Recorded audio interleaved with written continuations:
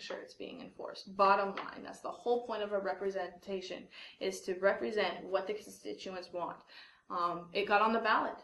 The county, that's what they wanted. The county said this is too much of a heated topic. We need to let the people decide. The people decided, and it's not being enforced. And that's my biggest issue with that initiative right now. Marijuana is a very obviously broad question, so you're answering to the initiative passed by the people. Now, what say you of decriminalization/legalization, decriminalization and legalization? Do you have any opinion on that? I personally don't mind legalizing it and taxing it, similar to cigarettes. What do you say about the Iraq and Afghanistan wars that are going on in this country? I think it's sad that we break down to war at all. To me, war is a sign of a breakdown of communication.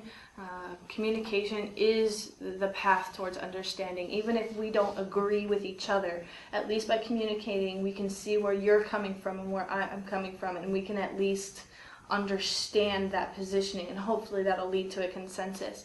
And to me, war is a breakdown of that process. I'm not a big fan of war. I actually studied peace and conflict resolution, and that's not an easy situation. These are really ancient hatreds and whatnot that are being fought out, and war after war after war. My brother's in Afghanistan right now. He's hopefully going to be home in about a month. It's his third tour. At this point, I wouldn't say he's enjoying himself, but he feels a bit more rewarded with what he's doing, because he's actually training his replacements, which are the Afghan natives, on how to do the job that he's doing once he pulls out. So he's not necessarily having a good time by any means, but he's actually getting a bit more, he doesn't feel as bad about this term as he did the previous two. I see. Now let's move from this to the importance of clean elections this time around. I'm very curious to hear your experience as a new person, non-incumbent, coming in, running for the first time.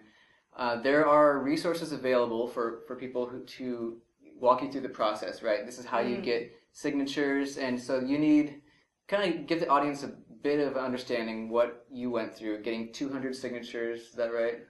Whew, qualifying signatures. Qualifying signatures. There's a big distinction. First off, thank you, Tony, at the Campaign Spending Commission, for answering all the phone calls.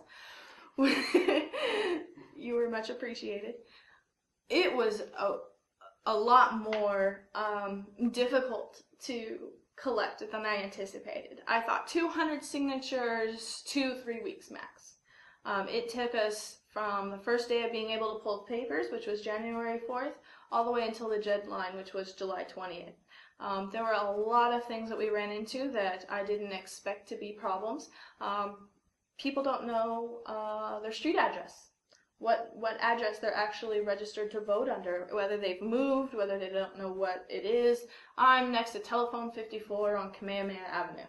You know, it's just so ambiguous. They don't have that memorized because they all use P.O. boxes. Right. There's not a lot of mail delivery in those areas either. Number two, the $5 requirement. I literally had people saying, oh, sure, I'll sign. Oh, I have to pay $5? Well, good luck, have fun, and walk away. I had other people who were willing to hand me just cash, or even one instance, a guy tried to pay me in oranges because he didn't have the $5 to spare. Fortunately, I couldn't take the oranges.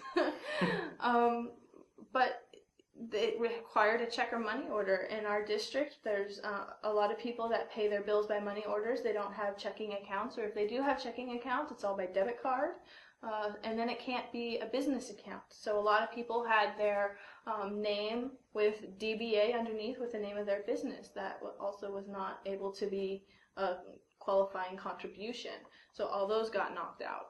So being able to fall within those were really big issues. On top of it, people felt that they didn't know me yet, and they didn't know about the pilot program. They're like, well, why am I giving you money just to have to learn about you later? And I tried to explain about the program and the benefits of it, and I strongly believe this is a great program that keeps the officials from being viewed as bought, which I think is extremely important in this political age. We have story after story after story of corruption, and this is a way to help stop that. I do think that there needs to be some tweaks to it. because as has been brought up a couple times, there is quite a few imbalances of the amount of money put forward for each district based on the formula that's used to determine how much money is available. But just getting people to understand what the program was about and getting them to put their name on paper and a $5 check or money order was just a much bigger problem than I anticipated. Now, are you the only clean elections candidate besides Guy Enriquez, who's the incumbent in your district? I believe so. I don't think that others even pulled papers or qualified. I don't think they did. So I think it's just us two that are doing public funding, and I really commend Guy on going public funding and really make this a race about the issues and what's really important to the district and not just who can spend the most money. Great. Now, could you go ahead and remind everyone when we got to get out and vote this season? Primary is where it's at, September 18th. Most people don't realize that at the local level, if you get 50% of the vote plus one vote in the primary, you take the whole race. I couldn't stress the primary more. We do have 4 candidates in our district right now, so if no one gets the 50% vote, then it goes into a runoff on, the top 2 candidates go into a runoff race on November 2nd. I see.